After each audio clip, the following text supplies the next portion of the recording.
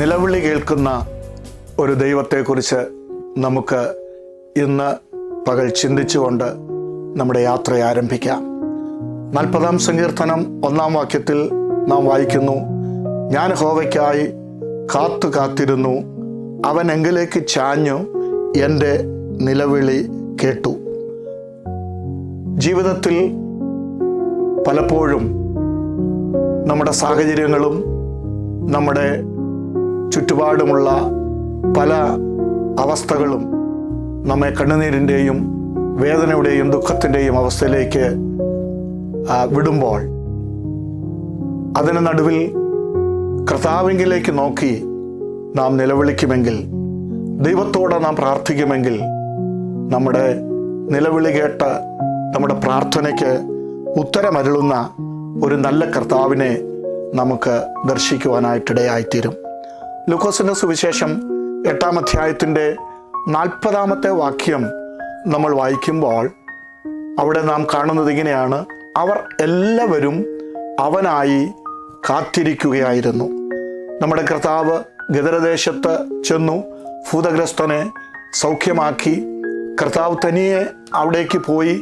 ജനമാരും അറിഞ്ഞില്ല കർത്താവ് എവിടേക്ക് പോയി എന്ന്. എന്നാൽ യേശു മടങ്ങി വന്നപ്പോൾ യേശുവിൻ്റെ അടുത്തേക്ക് യേശുവിനായി കാത്തിരുന്ന എല്ലാവരും ഓടി വരുവാനായിട്ട് ഇടയായിത്തീർന്നു.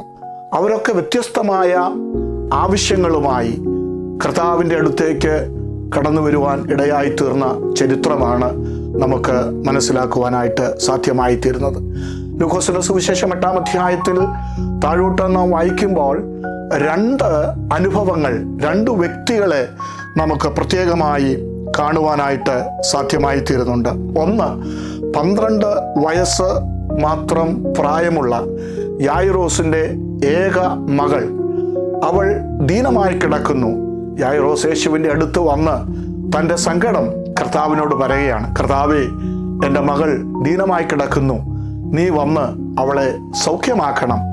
യേശു യായിറോസിൻ്റെ വാക്ക് കേട്ട് യായിറോസിൻ്റെ വീട്ടിലേക്ക് കടന്നു പോകുന്ന വഴിയിൽ 12 വർഷമായി രക്തസ്രവത്താൽ ഭാരപ്പെടുന്ന ഒരു സ്ത്രീ യേശുവിന് വേണ്ടി കാത്തിരിക്കുകയായിരുന്നു. അവൾ കർത്താവിൻ്റെ അടുത്തേക്ക് വരുന്നു. ആ ചരിത്രം നമുക്ക് നന്നായി മനസ്സിലാക്കുവാനായിട്ട് കഴിയുന്നുണ്ട്. കർത്താവ് യായിറോസിൻ്റെ വീട്ടിലേക്കുള്ള യാത്രയിലാണ്. എത്രയും പെട്ടെന്ന് യായിറോസിൻ്റെ വീട്ടിലെത്തണം. പക്ഷേ ഇടയ്ക്ക് ഈ 12 വർഷമായി രക്തസ്രവത്താൽ ഭാരപ്പെടുന്ന ആ സ്ത്രീയും കർത്താവിന് വേണ്ടി കാത്തിരിക്കുകയായിരുന്നു. അവളുടെ പ്രാർത്ഥനയും കർത്താവ് കേട്ടു.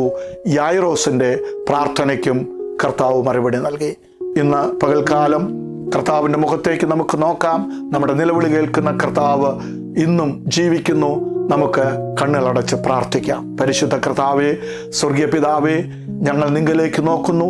ഞങ്ങളുടെ നിലവിളി കേട്ട് ഞങ്ങൾക്ക് ഉത്തരമരുളി ഞങ്ങളെ ജയത്തോടെ നടത്തണം. യേശു ക്രിസ്തുവിൻ നാമത്തിൽ തന്നെ. ആമേൻ. ആമേൻ. God bless you. Have a nice day.